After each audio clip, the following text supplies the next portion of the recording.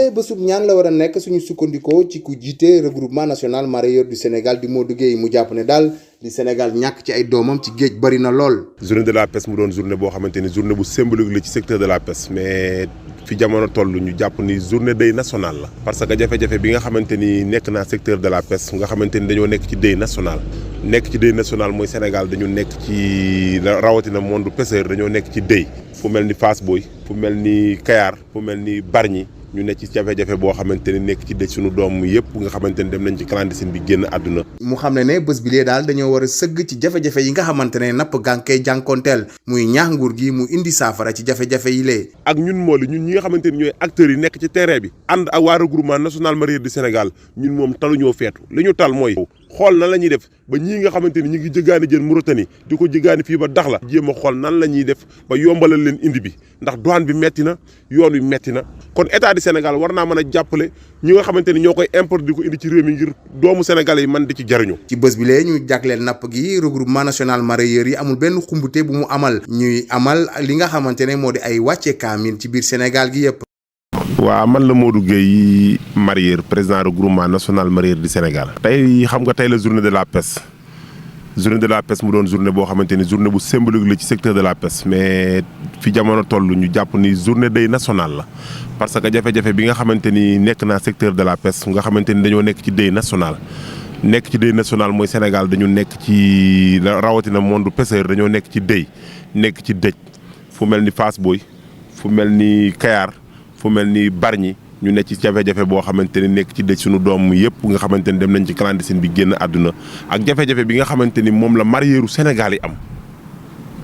jafe-jafe bi nag bari na ndax jafe-jafe bi fi ne nii rareté poisson bi metti na amuñu jën ñu lekk amuñu dara ba yàlla dogal na ni fi jamono toll mareyeur yi nga xamante ni ñooy mareyeur yi dañuy wuti jën fii ba Nouadhibou Maroc fii may taxaw di wax ak yow oto bi sama ginnaaw Mauritanie la jógee di wuti jën indi ko te wutal jën bi dafay metti trop ci wuti gi nga xamante ni dañ koy wuti di ko indi fii ci sénégalais yi wutin bi metti na trop ndax douane bi seer na traquage bi metti na yoon bi metti na pour indi jën ci réew mi rek pour sénégalais yi consommer ko rek metti na. beneen bi ci des ni may wax ak yow nii waa INAPAS yi nga xamante ne ñooy mooli Sénégal yi di yor napp gi ñun ñi ay mareyeurs yi fépp ci 46 départements yi président Macoumba Dieye déggante nañ ñi ngi wàcc ay kaamil fépp ci Sénégal di ñaanal ñi nga xamante ni ñoo fi dëddoo bàyyi ñu di wax ni secteur de la pêche dañoo nekk ci deuil Sénégal nag nu waay neex ak noo ko déggee bu la neexee nga déggee ko noonu defee ko sa secteur de la pêche tëgg fecc mais ñun mareyeurs yi ak ñun mool yi ñun ñi nga xamante ni ñooy acteurs yi nekk ci terrain bi ànd ak waa regroupement national mareyeur du Sénégal ñun moom taluñoo feetu li ñu tal mooy xool nan la ñuy def ba acteurs yi saafaraw xool nan la ñuy def ba ñii nga xamante ni ñu ngi jëgaani jën Mauritanie di ko jëgaani fii ba Dakhla fépp ñu koy jëgaani ci àdduna Libéria ñu jéem a xool nan la ñuy def ba yombalal leen indi bi ndax douane bi metti na yoon wi metti na sénégalais yi affaire bi metti na kon deuil bi daal mooy affaire bateau yi ci ndox mi parce que bateau yi bu ñu jógewul ci ndox mi sénégalais yi pour ñu lekk di jën des na tuuti fii ak 10 ans dañ naan jën amoon na ci réew mi ndax jafe-jafe bi metti na ba àgg ci lool ndax bu ñu demee ba jën lekk ko Sénégal mu nekk fraude loolu metti na te yoon wii ñu koy jëlee ji fi ne nii fi ñu koy amee kus néew muy yoon Rosso wii wallaahi asim balaa oto yi egg si Thiès wala ñu egg si Ndakaaru lu nekk la mareyeur yi ku fi indi di daj loo jàpp ni dajuñu ko rek ñu ngi koy daj parce que man mii di président Modou Gueye Rosso laay tàmbalee intervention ba Ndakaaru kon état du Sénégal war naa mën a jàppale ñi nga xamante ni ñoo koy importer di ko indi ci réew mi ngir doomu sénégalais yi man di ci jariñu Sénégal nag bu ñu nee journée de la pêche tey man journée deuil laa ko jàppee journée deuil bi moo ko jàppee mooy jafe-jafe bi nga xamante ni moom secteur de la pêche mareyeurs yi amatuñu lu ñu def mool yi amatuñu lu ñu def femmes yi nga xamante ni ñoo doon soppi jën yi di keccax ñii di écailleuse yi jaaxle nañ bu ñu demee ba Kayar gii ñu dendal ak Bargny gii ñu dendal jigéen ñi di dugg ci gaal yi kooku état war naa mën a woo acteurs yi lu dul toog ci ginnaaw ñenn ñi ni dañu koy feete loolu rafetlu ma ko sénégalais yi ñu ci bari di ay pêcheurs ak ay mareyeurs rafetlu wuñu ko ñun ñoo bokk secteur de la pêche bi ñu ko bokkee defar sunum réew moo ñu ñor kon nag xumbu daal warul am xumbu jàpp naa ne warul am Sénégal nag képp ku nekk nan la gisee mbir mi ak nan la kuy ndax réewum démocratie lañ nekk nan nga koy defee mais ñun waa regroupement national mareyeur du Sénégal daal ànd ko waa INAPAS tey ji daal journée deuil lañ ko def journée ñaan journée waxtaan ak acteurs yi ba nga xamante ni licence su Ndar yii su weer wi dee mool yi dinañ ci mën a jot nañu ndax jamono neexul te bari nañ ñoo xamante ni seen loxo jotu seen ginnaaw mënuñoo fay kon kooku état war na cee mën a jàpp gën leen a jege gën a waxtaan ak ñoom ba ñu mën a fay loolu maa ngi nuyu Sénégalais yëpp di sant Sénégalais yëpp di ñaan ci réew mi nag campagne bu jàmm loolu daal maa ngi koy ñaan ci réew mi. ci fàttali askanu mool bi nga xam ne de mu ngi fare ci Kayar ak ña fare ca Guet Ndar amoon nañu réeroo sax ba mu indi woon xeexoo ci seen biir waaye jamono ji mu mel ni loole mu ngi suñu ginnaaw ndax ñaari wàll yi yëpp daje nañu ngir rek andiwaat jàmm ci diggante bi. ñun ak Ndar duñu ñaar benn lañ ñun nañ waxtaan joxante loxo la main dans la main pour jële fi li nga xamante ni si tey jii moo dox si suñu réew ku ne. Kayar am na loo xam ne maanaam plus de 30 ans 40 ans 50 ans am na loo xam ne ñoom ñoo ngi koy bañ. te it lañuy bañ code de la pêche moo koy bañ si loolu aussi jàpp naa ni coow yi lii si ëpp yëpp si loolu lay juddoo. ñu jàpp ne am na yenn ci engagement yi nga xam ne de jël nañ ko faaw rek ñu jëmmal ko waral sax ñu war a teg lu ñuy wax comité de suivi bu ñu sukkandikoo ci Pierre Mboup. parce que jàmm li koy saxal mooy ñu topp ko di ko suivre di ko doxal di ci wax dëgg kon tey li monsieur le maire def le maire de Saint-Louis ñëw ànd ak ay naatangoom yu dëkk Ndar naatangoom yu dëkk Kayar ñëw. vraiment wane na jàmm mais bi ma ci gën a amal solo mooy am na grandeur parce que.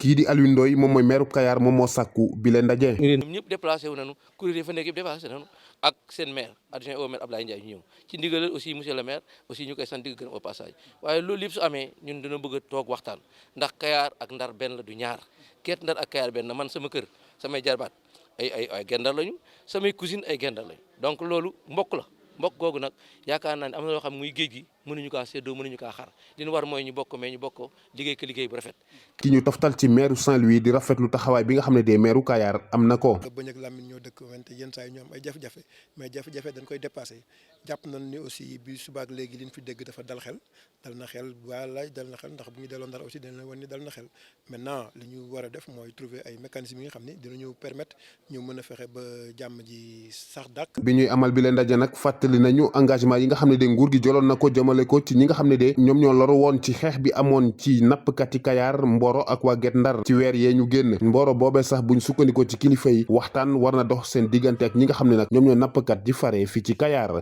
Les communautés de pêcheurs de Kayar et Guet Ndar fument le calumet de la paix. Nous réunis aujourd'hui entre familles parce que entre Kayar et Saint-Louis c'est une même famille. Nous nous sommes regroupés aujourd'hui pour chercher des pistes et des mécanismes pour maintenir la paix à Kayar et à Saint-Louis, entre Kayar et Saint-Louis. Parce que c'est deux communautés, mais c'est une seule famille. C'est pourquoi nous nous sommes réunis aujourd'hui. Kayar am na loo xam ne maanaam plus de 30 ans 40 ans 50 ans am na loo xam ne ñoom ñoo ngi koy bañ te it lañuy bañ code de la pêche moo koy bañ si loolu aussi jàpp naa ni coow yi lii si ëpp yëpp si loolu lay juddoo. Des engagements qu'il faudrait respecter avec la mise en place d'un comité de suivi selon Pierre Mboup. situation yi ni mu demee ak ni mu déroulé ba fi ñuy egsi nii tey mënul ñàkk mu am comité de suivi parce que jàmm